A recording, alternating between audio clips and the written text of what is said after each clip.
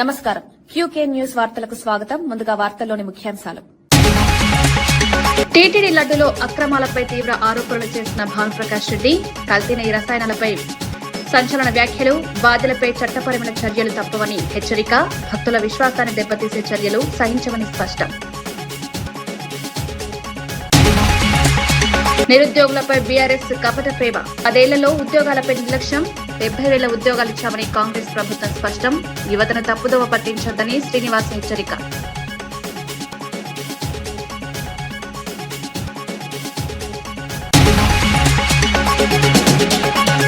గోడలపై కమలం చిత్రించి ప్రచారం ప్రారంభించిన కిషన్ రెడ్డి, మోదీ సభ నేపథ్యంలో బీజేపీ ప్రచారం, పరేడ్ గ్రౌండ్ సభ విజయవంతం, ప్రజల్లో బీజేపీపై విశ్వాసం పెరుగుతోందని వ్యాఖ్యలు.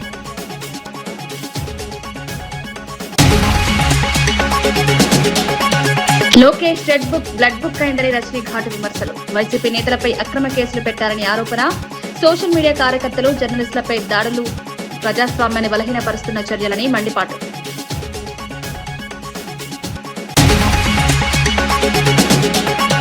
కవిత పార్టీ కుటుంబ విభేదాల ఫలితమని కేఏ పాల్ సంచలన వ్యాఖ్యలు, వ్యక్తిగత కారణాలతో ఏర్పడిన పార్టీలు నిలవని వ్యాఖ్య, చిరంజీవి షర్మిల పార్టీలను ఉదాహరణగా చూపించి విమర్శ, ప్రజలు ఇలాంటి పార్టీలను నమ్మవద్దని పిలుపు. మాజీ మంత్రి విడుదల రజనీ లోకేష్ పై తీవ్ర ఆరోపణలు చేశారు. రెడ్ బుక్ పేరుతో తీసుకొచ్చిన విధానం ఇప్పుడు బ్లడ్ బుక్ గా మారిందని విమర్శించారు. వైసీపీకి చెందిన 2500 మంది నాయకులపై అక్రమ కేసులు పెట్టారన్నారు. దాదాపు 800 మందిపై హత్యాయత్నాలు జరిగాయని, 390 మందిని హత్య చేసినట్లు ఆరోపించారు. 700 మంది సోషల్ మీడియా కార్యకర్తలపై కేసులు నమోదు చేశారన్నారు. 70 మందికి పైగా జర్నలిస్టులపై దాడులు జరిగినట్లు పేర్కొన్నారు. ఇవన్నీ రాజకీయ కక్ష సాధింపే అని విమర్శించారు. ప్రజాస్వామ్య వ్యవస్థను బలహీనపరిచే చర్యలుగా అభివర్ణించారు. వైఎస్ఆర్ కాంగ్రెస్ పార్టీ నాయకుల మీద అక్రమ కేసులు నమోదు చేశారు. దాదాపు 800 మంది మీద, వైఎస్ఆర్ కాంగ్రెస్ పార్టీకి చెందిన వాళ్ళ మీద హత్యాయత్నం జరిగింది.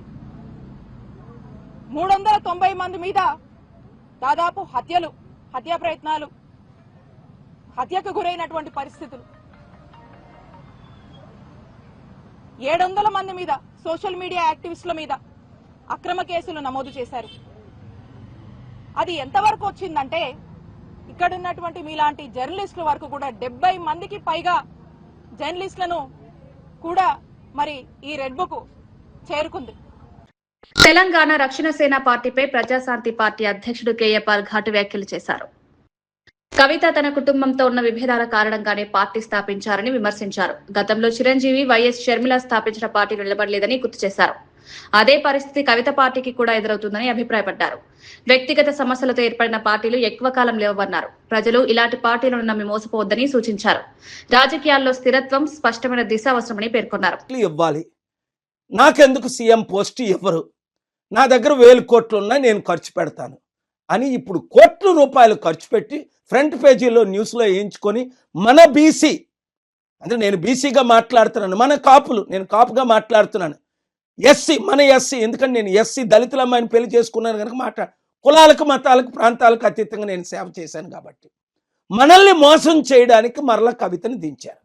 80 సంవత్సరాలు మన బీసీల్లో ఒక్కడు ముఖ్యమంత్రి అయ్యాడా? 60% ఉన్నా. మన కాపుల్లో ఒక్కడిని ముఖ్యమంత్రి చేశారా? 27% ఉన్నా. మన దళితులు కానీ, ఎస్టీలు కానీ, ముస్లింలు కానీ, క్రిస్టియన్స్ని కానీ ఒక్కరిని 5 సంవత్సరాలు ముఖ్యమంత్రి చేశారా? ఇప్పుడున్న పార్టీలు 12 మంది రెడ్లు అయ్యారే, 3% ఉన్న వాళ్ళు 3 అయ్యారే. మనల్ని అవ్వనెవరు? వాళ్ళదే దోచుకోవడం, దాచుకోవడం, ఖర్చు పెట్టడం. అందుకే కవిత 1000 కోట్లు దోచుకున్నది, 1000 కోట్లు దాచుకున్నది, లక్షల కోట్లు సంపాదించడానికి తండ్రితో ఫైట్ చేసి, షర్మిల ఏ విధంగా అన్నతో జగన్తో ఫైట్ చేసి, అప్పుడే చెప్పాను షర్మిల పార్టీ ఫైట్ కొరకే, సక్సెస్ అవ్వదు, క్లోజ్ అయిపోద్ది. పవన్ కళ్యాణ్ టీడీపీ బీజేపీలో కలిసిపోతాడు. చిరంజీవి కంప్లీట్గా కాంగ్రెస్ పెట్టిన పార్టీ కాంగ్రెస్లో విలీనం అవుతాడని 2008లో నేను చెప్పలేదా? 2011లో ఆయన విలీనం అయిపోలేదా ఎంపీ తీసుకొని? ఇంకెన్నిసార్లు మోసపోతారు? మంచి వారికి అవకాశం ఇవ్వలేదా కోదండరాం లాంటి వాళ్ళకి? కనుక ఈ ఇప్పుడున్న 2-3 కులాలే కదా 80 సంవత్సరాలు మన తెలుగు రాష్ట్రాల్లో వెళ్తున్నాయి. ఈరోజు తెలంగాణ అప్పు 10-12 లక్షల కోట్లు, ఆంధ్ర అప్పు 13 లక్షల కోట్లు. అప్పులు ఎలా తీర్చుతారని అడిగితే కవిత అంటది 1,00,000 కోట్లు మిగిలి ఉన్నాయట. అంటే ఆవిడ కనీసం ఏబిసిడీలు కూడా తెలియదు. 1,00,000 కోట్లు మిగలలేదు. సంవత్సరానికి ఇప్పుడు తెలంగాణ గవర్నమెంట్ అప్పు చేస్తుంది 1,00,000 కోట్లు దాటి, వడ్డీ దాదాపు 50,000 కోట్లు, ఆదాయం కేవలం 2,00,000 కోట్లే. అర్థం చేసుకోండి. వీళ్ళ వలన, కవిత వలన ఎవ్వరికి ఒరిగేది ఏమీ లేదు, కేవలం తన ఫైట్ కొరకు. BC, SC, ST, Christian, Muslims అందరూ ఏకము కండి గద్దరన్న చేరిన Prajashanti party. Chief secretary Danamayya గారు మాల, ఐఏఎస్ చీఫ్ సెక్రటరీ రోషయ్య గారు మాదిగ. కులాలను పక్కకు పెట్టి రండి పాల్ గారితో చేరుదామని మన ప్రజాశాంతి పార్టీలో చేరారు. రిటైర్డ్ డీజీపీ సాంగ్లియానా గారు ఇప్పుడు కూడా బ్రతికే ఉన్నారు. ఇలాంటి హ్యామ్ రోడ్స్ టెండర్లో భారీ అవినీతి జరిగిందని బీఆర్ఎస్ నేతలు ఆరోపించారు. 25% అధికంగా టెండర్లు వేసి మొబిలైజేషన్ పేరుతో డబ్బులు దోచుకుంటున్నారని ఆరోపించారు. దీనిపై ఆధారాలు చూపించినప్పటికీ కాంగ్రెస్ నాయకులు సమాధానం ఇవ్వడం లేదన్నారు. బదులుగా అనవసర వ్యాఖ్యలు చేస్తున్నారని విమర్శించారు. పదవులు వచ్చిన వెంటనే బాధ్యత లేకుండా వ్యవహరిస్తున్నారని పేర్కొన్నారు. ప్రజాధనం దుర్వినియోగంపై ప్రభుత్వం స్పందించాలని డిమాండ్ చేశారు. పారదర్శకత కోసం విచారణ జరపాలని కోరారు. మొబిలైజేషన్ అడ్వాన్స్లు ఇస్తా ఉన్నారని చెప్పిండ్రు. దాని మీద సమాధానం చెప్పకుండా చిల్లరగా మాట్లాడి ఇష్యూను డైవర్ట్ చేసేటువంటి ప్రయత్నము బల్మూరి వెంకట్ అండ్ దయాకర్ మాట్లాడిండు. ఆయన అద్దంకి దయాకర్ కాదు, అడ్డంకి దయాకర్, అన్నిటికీ అడ్డం పడే. ఏది మాట్లాడినా బీఆర్ఎస్ పార్టీ నుంచి మొదటి నుంచి దానికి అడ్డం పడడమే ఆయన వంతు. నేనేమంటున్నా దయాకర్ గారికి, హరీష్ రావు లాంటి నాయకుడిని, కేసీఆర్ గారు లాంటి నాయకుడిని, కేటీఆర్ గారి నాయకులను పట్టుకొని పేరు పెట్టి పిలిస్తే కనీసం నేను పిలుస్తున్నాం దయాకర్ అని నాకు విలువరాదా?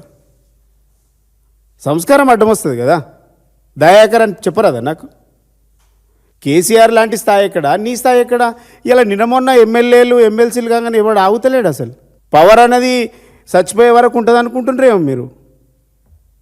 కొంచెమన్నా విజ్ఞతతో మాట్లాడండి. ఇలా మేము అడుగుతున్నాం, మీ పాలననే పర్సెంటేజీల పాలన, మా మీద నిందలేయడం కాదు. కాంగ్రెస్ పాలన అంటేనే కరప్షన్కు మారిపోయారు. కాంగ్రెస్ అంటేనే కరప్షన్, కరప్షన్ అంటే కాంగ్రెస్. కరప్షన్ కనుక కాలేజీ పెడితే కాంగ్రెస్ ప్రభుత్వం ఒక సిలబస్ అవుతుంది. ఇలా మేము అడుగుతా ఉన్నాం. వరంగల్లో రైతు సంగ్రామ సదస్సు నిర్వహిస్తున్నట్లు మాజీ ఎమ్మెల్యే దాస్యం విజయ్ భాస్కర్ తెలిపారు. 2022లో కాంగ్రెస్ ఇచ్చిన రైతు డిక్లరేషన్ హామీలు అమలు కాలేదని విమర్శించారు. 2.5 సంవత్సరాలు గడిచినా ఒక్క హామీ కూడా నెరవేర్చలేదన్నారు. ఈ మోసాన్ని ప్రజలకు తెలియజేయడమే సదస్సు లక్ష్యమని చెప్పారు. రైతుల సమస్యలను ముందుకు తీసుకువెళ్లారని తెలిపారు. కాంగ్రెస్ ప్రభుత్వం రైతులను నిరాశపరిచిందని ఆరోపించారు. ప్రతిపక్ష పార్టీగా బాధ్యతగా ఈ కార్యక్రమం చేపడుతున్నామని పేర్కొన్నారు. రైతుల హక్కుల కోసం పోరాటం కొనసాగుతుందని తెలిపారు. అమలు కాని వాగ్దానాలు చేసి ఈరోజు అధికారంలోకి వచ్చి 2.5 సంవత్సరాలు అయినప్పటికీ వారు దిగిపోయే కాంగ్రెస్ కాలం దిగిపోయే దశకు చేరుకున్నప్పటికీ కూడా 420 హామీలు కానీ 6 గ్యారెంటీలు కానీ ఏదొక్కటి కూడా చేయలేదు.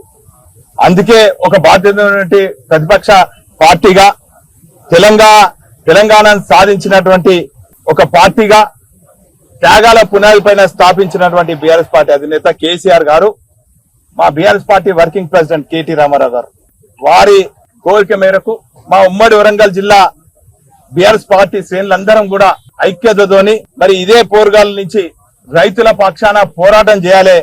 అదే 6వ తారీఖున మరి రైతు సంఘర్షణ సదస్సు నిర్వహించాలని చెప్పి నిర్ణయం తీసుకొని మా BRS party working president KT రామారావు గారికి వినవించి వారిని కూడా ఈ సదస్సుకు రావాలని చెప్పి ఆహ్వానిస్తే వారు రైతుల పక్షాన ఖచ్చితంగా వస్తాము, పోరాటం చేయవలసిన సమయం ఆసన్నమైందని చెప్పి మేము ఈ సదస్సుకు ఇక్కడ ఈ ప్రదేశంలో సదస్సు కోసము అన్ని ఏర్పాట్ల కోసం ఈ రోజు శ్రీకారం చుట్టడం జరిగింది. ఈ సదస్సుకు సుమారు 12,000 గ్రామ పంచాయతీలు అనుకోండి, లేక మరి 13,000 దాకా ఉన్నటువంటి గ్రామాల నుంచి ప్రతినిధులు జిల్లాలో ఉమ్మడి వరంగల్ జిల్లాలో ఉన్నటువంటి అనేక గ్రామాల నుంచి మరి రైతు ప్రతినిధులు వచ్చి మరి కాంగ్రెస్ చేసినటువంటి మోసపూరిత వాగ్దానాలను, అదే విధంగా వారు పండించినటువంటి పంటను కూడా కొనుగోలు చేయకుండా బోనస్ పక్కకు పెట్టండి, వారు పండించిన మరి పంటను కూడా కొనుగోలు చేయకుండా కాలయాపన చేస్తున్న పరిస్థితులను మరి ఈ సదస్సు ద్వారా వాళ్ళందరూ కూడా మరి వారు మరి క్షేత్రస్థాయిలో ఎదుర్కొంటున్న సమస్యలను కూడా పార్టీ దృష్టి తీసుకొస్తారు. ఖచ్చితంగా పార్టీ దగాబడ్డటువంటి ఈ తెలంగాణ రైతాంగానికి అండగా ఉండటమే కాకుండా రాబోయే 2 ఏళ్లలో ఖచ్చితంగా కేసీఆర్ గారు ముఖ్యమంత్రి కేసీఆర్ శకం ముగిసిందని ఎంపీ ధర్మపురి అరవింద్ తీవ్ర వ్యాఖ్యలు చేశారు. కేసీఆర్ కు మెమరీ లాస్ పెరిగిందని ఆరోపించారు. జీవన్ రెడ్డిని కూడా మోసం చేశారన్నారు. జగిత్యాల ప్రజలు తీవ్ర అయోమయంలో ఉన్నారని పేర్కొన్నారు. తెలంగాణలో నాయకత్వంపై అసంతృప్తి పెరుగుతోందని తెలిపారు. రాజకీయంగా మార్పు అవసరమని అభిప్రాయపడ్డారు. ప్రజలు నిజాలు గ్రహిస్తున్నారని చెప్పారు. రాష్ట్రంలో కొత్త రాజకీయ పరిస్థితులు ఏర్పడుతున్నాయని విశ్లేషించారు. ఈ వ్యాఖ్యలు రాజకీయ వర్గాల్లో చర్చకు దారితీశాయి. పోకపోతే ఈయన స్టేజ్ మీద లేడు, ఈయన ఆయన ఒక్క మాట అనలే. రేవంత్ ఏమో జీవన్ రెడ్డి గారిని మస్తు తిట్టిండు, మస్తు అన్నాడు. ఈ కేసీఆర్ ఎందుకు అనలే అంటే సంజయ్ మా టచ్లో ఉన్నాడా? మళ్ళీ జీవన్ రెడ్డి గారు మళ్ళా అధోగతి పాలవుతారా ఈ వయసులో? కేసీఆర్ జీవన్ రెడ్డి గారిని కూడా మోసం చేసిండు. జగిత్యాల ప్రజలు ఇలా వాళ్ళు ఉన్నంత కన్ఫ్యూజన్లో తెలంగాణ వల్ల ఎవ్వరూ లేరు. కేసీఆర్ శకం ముగిసింది. కేసీఆర్ గురించి తెలంగాణ ప్రజలు ఇంకా ఆలోచన చేసే ప్రసక్తి లేదు. Highly corrupted person, highly corrupted family. మొత్తం తెలంగాణకి మత్తు పదార్థాలు గ్రామ స్థాయి నుంచి అలవాటు చేసిన ప్రభుత్వం కేసీఆర్ ప్రభుత్వం. అది Kaleshwaram ఫార్సే, machine Bhagiratha ఫార్సే, Kakatiya ఫార్సే, outer ring road పెద్ద స్కామ్ మెయింటెనెన్స్ది. కల్వకుంట్ల చంద్రశేఖరరావు ఎన్ని ఛానళ్ళకి ఎన్ని ప్యాకేజీలు ఇచ్చినా అది లేచేది లేదు. ఇంకా దీనికంటే డీప్గా కరప్షన్ గురించి మాట్లాడాలంటే ఆయన బిడ్డ కంటే చెప్తారు.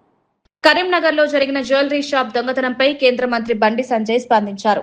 షాప్ సిబ్బంది ఎంతో ధైర్యంగా దొంగలను ఎదుర్కొన్నారని ప్రశంసించారు. ఇలాంటి సంఘటనల్లో భయపడకుండా స్పందించడం అభినందనీయమన్నారు. ఘటనపై పోలీసులు దర్యాప్తు చేస్తున్నారని తెలిపారు. నిందితులను త్వరగా గుర్తించి కఠిన చర్యలు తీసుకోవాలని కోరారు. నగరాల్లో భద్రతను మరింత బలోపేతం చేయాల్సిన అవసరం ఉందని సూచించారు. వ్యాపారుల భద్రతకు ప్రభుత్వం ప్రత్యేక చర్యలు తీసుకోవాలని, ఇలాంటి సంఘటనలు పునరావృతం కాకుండా పోలీసులు అప్రమత్తంగా ఉండాలని హెచ్చరించారు. సార్,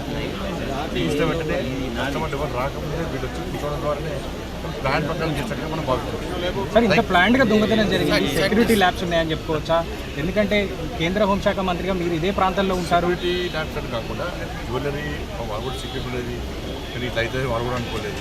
బట్ ఇప్పటికైనా కూడా ఈ సంఘటనను దృష్టి పెట్టుకొని అందరూ కూడా జాగ్రత్తగా ఉండి, మీ వ్యాపారం విషయంలో కూడా జాగ్రత్తగా ఉండి అందరినీ పరిశీలిస్తూ గమనిస్తూ వ్యాపారం చేసుకుంటున్నారు. విజ్ఞప్తి తప్పకుండా అందరూ ప్రభుత్వం సహకరిస్తుంది, రాష్ట్ర ప్రభుత్వం సహకరిస్తుంది, కేంద్ర ప్రభుత్వం సహకరిస్తుంది, పోలీసు సేఫ్టీ లేదని చెప్పి ఇండికేషన్స్ వెళ్ళిపోతున్నాయి జనాల్లోకి. ఫ్రూట్స్ విచారణ జరుగుతూ కూడా మనం విచారణ దొరికినాక వాళ్ళ పరిస్థితి వాళ్ళు ఏ దొంగలు, ఈ దొంగలు, ఈ రాష్ట్ర దొంగలు, వేరే సంబంధించిన వాళ్ళ వాళ్ళకి ఏమైనా సంబంధాలు లేవో మనం బయట ఇవ్వగలుగుతాం. అంటే సెంట్రల్ ఇప్పుడే జరిగింది కాబట్టి మనం దాని వచ్చి తప్పుడు వ్యాఖ్యలు చేయడం మంచి పద్ధతి. కర్ణాటక నుంచి గతంలో కూడా ఇంతకుముందు డ్యామ్లో జరిగింది, చాలా జరిగింది ఇంతకుముందు. ఈ మధ్య క్రైమ్ తగ్గింది. సరే, ఈ ఇన్సిడెంట్ కొంచెం బాధాకరం. జనరల్ గా కర్ణాటక నుంచి వచ్చిన దొంగలు ఏటీఎంలు, జ్యువెలరీ షాప్స్ టార్గెట్ చేసుకుంటున్నారు. వాళ్ళ మీద ఏమైనా సస్పెక్ట్ చేస్తున్నారు? చూసి తెలుస్తాం మనకు. ఆ దొంగలు ఏదో మనం దొంగ అనుకోలేదు కదా. ఇప్పుడు ఫైనల్లీ ఒక నిర్ణయం రాలేదు. సీసీ ఫుటేజ్ చెక్ చేస్తున్నారు కాబట్టి అన్ని పరిశీలించాక బయటకు వస్తాం. వైసీపీ నేత పూడి శ్రీహరి జగన్ నాయకత్వాన్ని ప్రశంసిస్తూ కీలక వ్యాఖ్యలు చేశారు. భవిష్యత్తులో జగన్ లాంటి నాయకుడు రావడం కష్టమన్నారు. ప్రజల జీవన ప్రమాణాలు పెంచడమే వైసీపీ లక్ష్యమని తెలిపారు. ప్రతి వ్యక్తికి విద్య, ఆరోగ్యం, ఆర్థిక అభివృద్ధి కల్పించాలన్న సంకల్పంతో జగన్ పనిచేశారని చెప్పారు. రాష్ట్ర అభివృద్ధి కోసం ఆయన అహోరాత్రులు శ్రమించారని పేర్కొన్నారు. సుపరిపాలనలో ప్రజల విశ్వాసాన్ని గెలుచుకున్నారన్నారు. ప్రజల సంక్షేమమే జగన్ రాజకీయ లక్ష్యమని వివరించారు. మనలాంటి వాళ్ళని గుర్తించి కొంత పైకి తీసుకెళ్లే ప్రయత్నం చేయడమే కాకుండా మన ప్రయాణాన్ని జర్నలిస్ట్ గానే ఆపలేదే. సో పార్టీ ప్రజాస్వామ్య ప్రక్రియలో కూడా మీలాంటి వాళ్ళు రావాలి, అందులో పాలు పంచుకోవాలి, అందులో భాగస్వామ్యం కావాలి. ప్రజలకు సంబంధించిన అనేక సమస్యల పరిష్కారం వైఎస్ఆర్ కాంగ్రెస్ పార్టీ ఏదైతే లక్ష్యంగా పెట్టుకుందో ప్రజల జీవన ప్రమాణాలను పెంచి ఒక బెటర్ లివింగ్ సిచ్యువేషన్ రాష్ట్రంలో తీసుకురావాలి. డెవలప్మెంట్ అనేది ఒక కాన్సన్ట్రేటెడ్గా ఏ ఒక్కరికో, కొందరికో, ఏ ప్రాంతానికో కాకుండా రాష్ట్రంలో ప్రతి కుటుంబం కూడా చాలా ఆనందంతో ఉండాలి, చాలా సంతోషంతో ఉండాలి. ప్రతి ఒక్కరు కూడా నాణ్యమైన విద్య, వైద్యం, అలాగే ప్రజలు ఎక్కువగా ఆధారపడే వ్యవసాయ రంగంలో కూడా సమూల మార్పులు, విప్లవాత్మక సంస్కరణలు, ఇవన్నీ కూడా ఒక ఎజెండా. రానున్న 10-100 సంవత్సరాలకు సరిపడా ఒక ఎజెండా పెట్టుకున్నారు. తన జీవితం ఉన్నంత వరకు కూడా ప్రతి మనిషిలో కూడా చదువు కోసం కానీ, ఆరోగ్యం కోసం కానీ, బ్రతకడానికి కానీ ఎవరి మీద ఆధారపడాల్సిన అవసరం లేకుండా ఒక మంచి ఎకానమీ, సస్టైనబుల్ ఎకానమీ మోడల్ని తీసుకురావాలన్న ఆలోచన గట్టి సంకల్పం అయింది. ఇవాళ ఆయన ఓడిపోవచ్చు, రేపు గెలవచ్చు, మరోసారి ఓడిపోవచ్చు. కానీ ఆయన ఏవైతే మార్గదర్శక విధానాలు తీసుకొచ్చారో, ఒక కార్యాచరణ ప్రణాళిక తీసుకొచ్చారో, ఒక మంచి ప్రపోజల్స్ తీసుకొచ్చి ఆ ప్రపోజల్స్ని కార్యరూపంలో తీసుకొచ్చి ఒక సుపరిపాలన తీసుకు రాష్ట్రాన్ని ముందుకు తీసుకెళ్ళడానికి ఆయన నిరంతరం అహోరాత్రాలు ఏ రకంగా కష్టపడ్డారో దగ్గరుండి మేము అందరం చూసాం. అనేక సార్లు చూస్తే గడిచిన 5 ఏళ్ళలో కూడా అనేక పదవుల్లో కూడా ఎవరు ఊహించలేని విధంగా అందరు పదవులు కూడా ఇచ్చారు. ఇదేదో ఎవరికో చూసి ఇచ్చే పదవులు కావు. సో ఎవరికైనా అవకాశం లేకపోతే అవకాశం మనం ఇస్తే వాళ్ళు ప్రూవ్ చేసుకుంటారని ఒక యాటిట్యూడ్తో ఆయన ఆ రకమైన అవకాశం పెట్టింది. దాంట్లో భాగంగా మనకు కూడా జరిగింది. మనం ఇచ్చిన మేరకు మన బాధ్యతను మనం నిర్వర్తిస్తాం. కాకపోతే ఇప్పుడు జరిగిన పరిణామాలు మాత్రం అందరికీ చాలా ఆలోచన కలిగించే, బాధ కలిగించే. దీని పట్ల ఎవరు నాకు ద్వేషం కానీ కోపం కానీ ఎవరి మీద లేదు. మనం ఏంటంటే ఎవరైతే మీడియా ప్రతినిధులకు ఏదైతే స్వేచ్ఛ ఉందో, ఎవరు కూడా ఈ దేశంలో మీడియా కావచ్చు. కాంగ్రెస్ నేతలపై ఎంపీ కొండా విశ్వేశ్వర్ రెడ్డి ఘాటు విమర్శలు చేశారు. నిధుల కోసం కాంగ్రెస్ నేతలు ఢిల్లీకి వెళ్లి కేంద్ర మంత్రులను కలుస్తున్నారని వ్యాఖ్యానించారు. తెలంగాణ ప్రభుత్వం కేంద్ర నిధులపైన నడుస్తోందన్నారు. రాష్ట్రంలో రైతులు బ్రతుకుతున్నారంటే కేంద్ర ప్రభుత్వమే కారణమని పేర్కొన్నారు. దేశంలో అత్యధికంగా ధాన్యం తెలంగాణ నుంచి కొనుగోలు చేస్తున్నామని తెలిపారు. అయినప్పటికీ కేంద్రంపై విమర్శలు చేయడం తగదన్నారు. ప్రధాని మోదీ చేసిన అభివృద్ధి పనులను గుర్తించాల్సిన అవసరం ఉందని సూచించారు. చుట్టూ తిరుగుతా ఉన్నారు మా కేంద్ర మంత్రుల చుట్టూ, వాళ్ళకి మీరు ఛాయ్ ఇస్తున్నారు, సంతోషం. మీరు వాళ్ళతోటి పాతోడు తిట్టిండొచ్చు కానీ మీరు మంచి సంబంధాలు పెట్టుకున్నారు, సంతోషము. కానీ ఇక్కడికి వచ్చి తెలంగాణకు వచ్చి దుష్ప్రచారం చేయదు. అక్కడేమో చిప్ప తీసుకొని పోతారు మా కేంద్ర ప్రభుత్వం ముంగట, ఇక్కడికి వచ్చి మేమేమి ఇస్తలేమని అంటారు. మళ్ళీ ఎందుకు వాళ్ళు ఢిల్లీకి ఇస్తలేరా? మీ చిప్పల్ని తెస్తలేరా? కేంద్ర ప్రభుత్వం వల్లే నడుస్తుంది. మీరు ఎంతైనా కూడా, మీరు ఎంత తిట్టినా కూడా మేము తెలంగాణ ప్రజలకు లాభం చేస్తారు. పాతైన తిట్టినా కూడా నిన్న తెలంగాణ ప్రజలు తీసేసిండ్రు. కానీ మేమైతే తెలంగాణ రైతాంగాన్ని ఆదుకున్నాము, మున్సిపాలిటీలు ఆదుకున్నాము. ఇంకా ఊర్లలో గ్రామ పంచాయతీకి వచ్చేది శ్మశాన వాటికల నుంచి, లైట్ బుగ్గల నుంచి, రోడ్ల నుంచి ప్రతి ఒక్కరు కూడా కేంద్రం నుంచి వచ్చింది నాకు తెలుసు. ఈరోజు అదే కాక 2014 నుంచి వీళ్ళు లెక్కలు చెప్తారు కదా, లెక్కలు చెప్తారు ఏంటంటే మేము ఇంత కడుతున్నాము, మాకు ఇంతనే వస్తుంది. అవునయ్యా, అవును. అంటే హైదరాబాద్ ఇంత కడుతుంది, మొత్తం హైదరాబాద్లోనే, మొత్తం తెలంగాణ ట్యాక్స్ కట్టేదంతా హైదరాబాదే. మొత్తం హైదరాబాద్ ఖర్చు పెట్టాలా? లేదు, మొత్తం తెలంగాణ ఖర్చు పెట్టాలి. అయితే ఇంకోటి, ఇది చేసేది ప్రధానమంత్రులు కాదు. ఇందిరాగాంధీ ఉండొచ్చు, అటల్ బిహారీ వాజ్పేయి ఉండొచ్చు, ఇప్పుడు మోడీ ఉండొచ్చు, మన్మోహన్ సింగ్ ఉండొచ్చు. ఇది చేసేది ఫైనాన్స్ కమిషన్. ఇంకోటి ఏం చెప్పిందంటే, ఇంతకుముందు 30% ఇచ్చేది, అంటే 100 రూపాయలు ట్యాక్స్ కలెక్ట్ చేస్తే ఫైనాన్స్ కమిషన్ ద్వారా ఓన్లీ 30 రూపాయలు తెలంగాణకి ఇవ్వాలి. ఇప్పుడు దాన్ని 33% పెంచింది. ఇప్పుడు కాదు, 2014లో 14-15లో ఇది 100 రూపాయలు కలెక్ట్ చేస్తే 42 రూపాయలు వాపస్ ఇవ్వాలని చెప్పింది. మోడీ ప్రభుత్వం ఇచ్చినాక 42 రూపాయలు ఇస్తున్నాము. తర్వాత రైతులకు 1,20,000 ఇస్తున్నాము. ఈ రోజు తెలంగాణ నడిచేది కేంద్ర ప్రభుత్వం వల్లనే, వాళ్లకు పైసలు లేవు. చాలా ముఖ్యము, మోడీ గారు వస్తుండ్రు. ఇది రేపు రిజల్ట్స్ అప్పుడు పొంగిపోతారు. ఇది మాకు లిట్మస్ టెస్ట్. అందుకే ఇక్కడ గోదావరి అంజిరెడ్డి గారు, మా మాజీ ఎంపీ అంజిరెడ్డి గారు, మళ్ళా బీబీ పాటిల్ గారు. కేంద్ర మంత్రి కిషన్ రెడ్డి తెలంగాణలో ప్రచారాన్ని ప్రారంభించారు. స్వయంగా గోడలపై కమలం గుర్తు చిత్రించి నినాదాలు చేశారు. ప్రధాని మోదీ పర్యటనల నేపథ్యంలో బీజేపీ ప్రచారం వేగవంతమైంది. మే 10న సికింద్రాబాద్ పరేడ్ గ్రౌండ్స్ లో భారీ సభ నిర్వహించనున్నట్లు తెలిపారు. ఈ సభను విజయవంతం చేయాలని పార్టీ శ్రేణులకు పిలుపునిచ్చారు. ప్రజల్లో బీజేపీపై విశ్వాసం పెరుగుతోందన్నారు. అభివృద్ధి కార్యక్రమాలను ప్రజలకు చేరవేయడమే లక్ష్యమన్నారు. తెలంగాణలోని అన్ని గ్రామాల నుంచి కూడా పెద్ద ఎత్తున జన సమీకరణ కోసం పార్టీ తరఫున ప్రయత్నాలు చేస్తూ ఉన్నాము. మూడోసారి ప్రధానమంత్రిగా బాధ్యతలు చేపట్టి ఆపరేషన్ సింధూర్ లాంటి ఉగ్రవాదం మీద భారతదేశానికి విజయం చేకూర్చడంలో స్ఫూర్తినందించినటువంటి, దేశాన్ని ముందుకు నడిపించినటువంటి వ్యక్తి నరేంద్ర మోడీ గారు.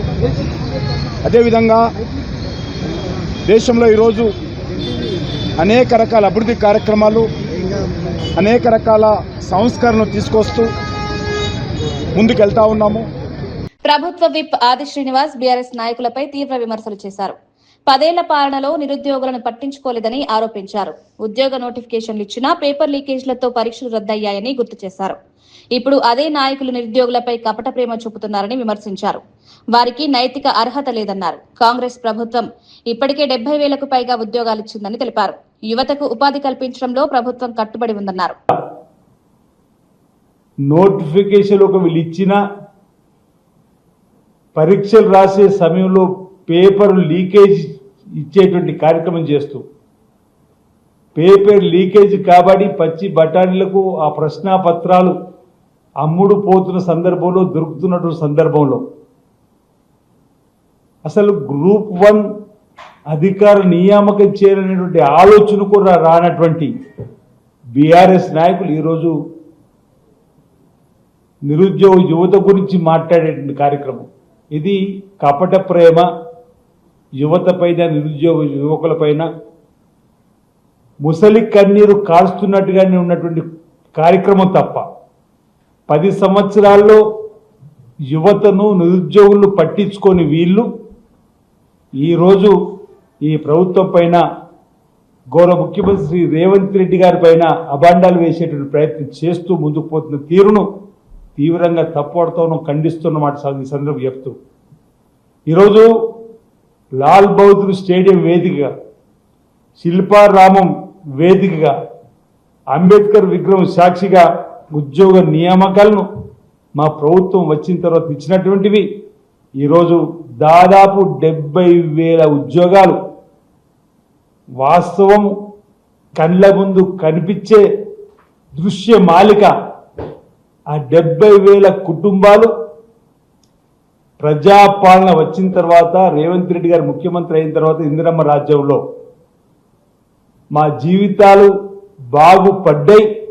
ఇంతమంది కుటుంబాలకు ఈరోజు ఉద్యోగాల వల్ల మేము ఎదగడానికి అవకాశం కల్పించింది చెప్పని వాళ్ళందరూ కూడా ఈ ప్రభుత్వాన్ని చల్లగా దీవెనిస్తూ ఈ ప్రభుత్వం మళ్ళీ రావాలని చెప్పని కోరుతున్నటువంటి క్రమంలో మీ కళ్ళ ముందు కనిపిస్తున్నటువంటి చిత్రాలను కూడా, మీ కళ్ళ ముందు ఇన్ని ఉద్యోగులు ఇస్తుంటూ కూడా ఈరోజు మీరు ఈ విధంగా విమర్శించడాన్ని మానుకోవాలని చెప్పే ప్రయత్నం చేస్తూ సంగారెడ్డి ప్రాంత కార్మికులకు శుభవార్త. ఈఎస్ఐ డిస్పెన్సరీ త్వరలో అందుబాటులోకి రానుంది. టీజీఐఐసీ చైర్పర్సన్ నిర్మలా జగ్గారెడ్డి వినతి మేరకు కార్మిక శాఖ మంత్రి వివేక్ వెంకటస్వామి ఈ డిస్పెన్సరీని మంజూరు చేశారు. బైపాస్ రోడ్లో ఎంపీడీఓ కార్యాలయం పక్కనున్న ఆర్ఎండ్బీ క్వార్టర్స్ లో ఈ కేంద్రాన్ని ఏర్పాటు చేయాలని నిర్ణయించారు. భవనం మరమ్మతులకు జగ్గారెడ్డి తన సొంత నిధులతో 8 లక్షలు కేటాయించారు. ప్రస్తుతం పనులు వేగంగా కొనసాగుతున్నాయి. 10 పడకలు, 20 మంది సిబ్బందితో ఈ డిస్పెన్సరీ పనిచేయనుంది. పరిశ్రమల్లో పనిచేసే కార్మికులకు మెరుగైన వైద్య సేవలు అందించడమే లక్ష్యంగా ఈ కేంద్రాన్ని ప్రారంభిస్తున్నారు. ఆ ఫ్యాక్టరీలకు సంబంధించిన కార్మికులకు డిస్పెన్సరీ ఇక్కడ ఈఎస్ఐ ఉంటే బాగుంటుంది అని నిర్మల గత కొన్ని రోజుల క్రితము మినిస్టర్ వివేక్ గారిని కోరిన సందర్భంలో, అంతకుముందు కూడా దామోదర్ గారు కూడా చెప్పడం జరిగింది. ఇప్పుడు ఇన్ఛార్జ్ మినిస్టర్ వివేక్ గారే కాబట్టి, అది కాకుండా ఆయన శాఖనే, వారి శాఖనే కాబట్టి వారు నిర్మల్ అడిగిన వెంటనే వారు స్పందించడం జరిగింది. మినిస్టర్ గారు immediately dispensary ESI hospital Sangareddy head క్వార్టర్లో శాంక్షన్ ఇవ్వడం జరిగింది. వారు గత వారం రోజుల క్రితం నిర్మలకు కానీ, లేకపోతే అక్కడ కలెక్టర్ గారికి, అధికారులకు కూడా వాళ్ళు చెప్పిన సందర్భంలో మరి ఇమీడియట్లీ శాంక్షన్ వచ్చింది. ఈఎస్ఐ డిస్పెన్సరీ సంబంధించిన ఇక్కడ గత కొన్ని రోజులు వీళ్ళకు అకామిడేషన్ దొరుకుతలేదంటే నేను ఆ మధ్యకాలంలో నేను నిర్మల కలెక్టర్ గారితో కూర్చొని అధికారులను కూర్చుని ఆర్ఎండ్ అధికారులను పిలిచి కొంత డిఆర్ఓ పాండు ఉండే ఆయనతో అందరితో కూర్చొని కొంత చర్చ చేసి సమన్వయం చేసి ఈఎస్ఐకి సంబంధించిన వాళ్ళ సూపరింటెండెంట్ అధికారులు అందరూ వచ్చారు, డాక్టర్స్. కొంత ఒక రోజు టైం కేటాయించి చూసిన సందర్భంలో ఆర్ఎండ్బి ఈడిఈ వాళ్ళ బిల్డింగ్ ఇది ఇప్పుడు ఇదే బిల్డింగ్ తీసుకోవడం జరిగింది. రిపేర్స్ ఉన్నాయి. సరే వారికి ఈఎస్సీ వాళ్ళకి ఇప్పుడు రిపేర్లకు అటు శాంక్షన్ లేదు అని అంటే నేనే ఒక 8 లక్షలు సేట్ అడిగితే 8 లక్షలు ఖర్చు వస్తుందంటే నేను డబ్బులు ఏర్పాటు చేసిన. ఇక మనము శాంక్షన్లకు లేట్ కాకుండా నేనే ఒక 8 lakhs అరేంజ్ చేసిన. ఇప్పుడు పనులు స్టార్ట్ అవుతున్నాయి. ఈ 10th లోపల అటో ఇటో ఈ పనులన్నీ కూడా పూర్తి చేసి రూమ్స్ ఆ ఈఎస్ఐ డాక్టర్స్ వాళ్ళ సూపరింటెండెంట్ వాళ్ళు ఏదైతే వాళ్ళు ఏ రకంగా కావాలో చెప్పారు. వాళ్ళు ఈ ప్రస్తుతానికైతే ఇక్కడ ఒక 10 బెడ్రూమ్స్, దాదాపు ఒక 20 మందితో స్టాఫ్, 10 బెడ్స్ సంబంధించిన ఒక హాలు, అట్లాగే వాళ్ళు ల్యాబ్స్ ఉంటాయి, వాళ్ళ వెయిటింగ్ రూమ్స్ కానీ, పేషెంట్ కూర్చోవడానికి కానీ ల్యాబ్స్ బ్లడ్ ల్యాబ్ కానీ ఇంకా ల్యాబ్స్ కానీ ఉంటాయి. ఇవన్నిటికీ రూమ్స్ కావాలంటే ఇప్పుడున్న ఈ R&B బిల్డింగ్ సంబంధించిన దాంట్లో మరి ఏర్పాటు చేయడం జరుగుతున్నది. మనము ఈ 10 రోజులలో ఇంకో 10 రోజులు అటో ఇటో ఇవన్నీ పూర్తి చేసి వివేక్ గారు ఇన్ఛార్జ్ మినిస్టర్ వారి శాఖకు సంబంధించి వారి చేతుల మీదుగా ఈ హాస్పిటల్ని ప్రారంభించాలని దామోదర్ రాజనరసింహ గారు కూడా ఈ కార్యక్రమంలో అటెండ్ అవుతారు. మొత్తం మీద ఏంటంటే హెడ్ క్వార్టర్లో ఇప్పుడు చాలా కంపెనీలు ఉన్నాయి. సపోజ్ ఈ హైదరాబాద్ సంగారెడ్డి చుట్టుపక్కల అరవిందో ఉంది, లేకపోతే మామూలు ఆటో డ్రైవర్స్ వస్తారు, ఇంకా చాలా మంది ఆర్టీసీ డ్రైవర్లు, పెప్సీ, ఇంకా కంపెనీస్ చాలా కంపెనీస్ ఉన్నాయి కదా ఇక్కడ అంతా, యూబీ కానీ లేకపోతే ఎమ్ఎస్ఎన్, పెప్సీ కానీ లేదనుకుంటే ఎంఆర్ఎఫ్ వాళ్ళు ఇక్కడ కూడా ఉంటారు. అక్కడ సదాశివపేట కాకుండా ఎంఆర్ఎఫ్ వాళ్ళు ఇక్కడ కూడా ఉంటారు.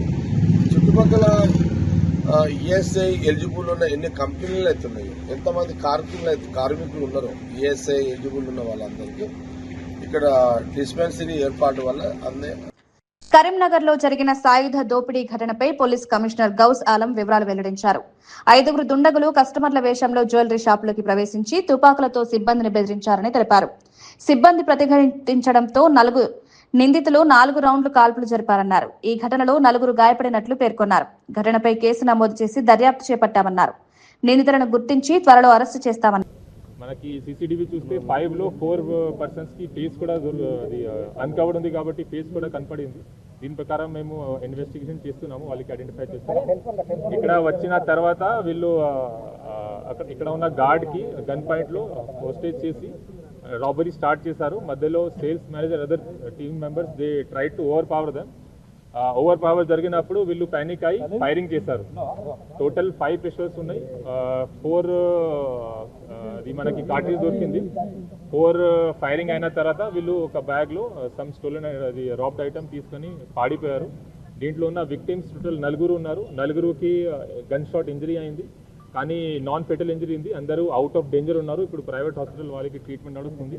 వాళ్ళు కూడా మేము స్టేట్మెంట్ రికార్డ్ చేస్తున్నాము. ఇది కాకుండా జ్యువెలరీ షాప్ లో ఉన్న అదర్ ఆఫీషియల్స్ కూడా స్టాఫ్ కూడా మేము స్టేట్మెంట్ రికార్డ్ చేస్తాము. సీసీటీవీ కెమెరాస్ చూసి అఫెండర్స్ కి ఐడెంటిఫై చేయడానికి ప్రయత్నం జరుగుతుంది. వెంటనే మనకి తిరుమల శ్రీవారి లడ్డు ప్రసాదం తయారీలో జరిగిన అక్రమాలపై టీటీడీ సభ్యుడు భానుప్రకాష్ రెడ్డి తీవ్ర వ్యాఖ్యలు చేశారు. గత ప్రభుత్వ హయాంలో లడ్డు తయారీలో కల్తీ నెయ్యి, రసాయనాలు ఉపయోగించారని ఆరోపించారు. ఇది మహాపాపమని పేర్కొన్నారు. 1 మ్యాన్ కమిటీ నివేదిక ఆధారంగా అప్పటి అధికారులపై చట్టపరమైన చర్యలు తీసుకుంటామని తెలిపారు. సింఘాల్, ధర్మారెడ్డి, వైవి సుబ్బారెడ్డి, భూమన కరుణాకర్ రెడ్డిలపై చర్యలు తప్పవన్నారు. భక్తుల విశ్వాసాన్ని దెబ్బతీసే చర్యలు సహించబోమని హెచ్చరించారు. భవిష్యత్తులో ఇలాంటి ఘటనలు జరగకుండా కఠిన చర్యలు తీసుకుంటామని తెలిపారు. మనకు దినేష్ కమిటీ కూడా రిపోర్ట్ ఇవ్వడం జరిగింది. ముఖ్యంగా ఆ రోజు ఉన్నటువంటి ధర్మకర్తల మండలి అప్పుడున్నటువంటి నియమ నిబంధనలు సడలించినటువంటి కారణంగా అప్పుడున్నటువంటి ఈఓ సింగాల గారు, ధర్మారెడ్డి గారు, దాని తర్వాత కరుణాకర్ రెడ్డి గారు, సుబ్బారెడ్డి గారు, వీళ్ళందరూ ఈ మహాపాపంలో భాగస్వాములుగా భావిస్తున్నాం. ఖచ్చితంగా వీరందరి మీద చట్టపరమైనటువంటి చర్యలు తీసుకునే అవకాశం తొందరలోనే ఉంది. రాబో ధర్మకర్తల మండలి 6వ తేదీ జరగబో ధర్మకర్తల మండలి సమావేశంలో దీని మీద చర్చించి వారి మీద ఏ విధంగా క్రిమినల్ ప్రొసీడింగ్స్ తీసుకోవాలో ఆ విధంగా ఖచ్చితంగా మేము ముందుకు పోతాం. ఎవరిని వదిలే ప్రసక్తే లేదు. స్వామి దగ్గర అపచారం చేసిన వాళ్ళందరినీ రాబో రోజుల్లో చట్ట పరిధిలో చట్టరీత్యా వాళ్ళందరికీ శిక్ష పడే విధంగా ధర్మకర్తల మండలి కృషి చేస్తుంది, చర్యలు తీసుకుంటుంది. నాటి వార్తా విశేషాలు మరో బులెటిన్లో మళ్ళీ కలుద్దాం. నమస్కారం.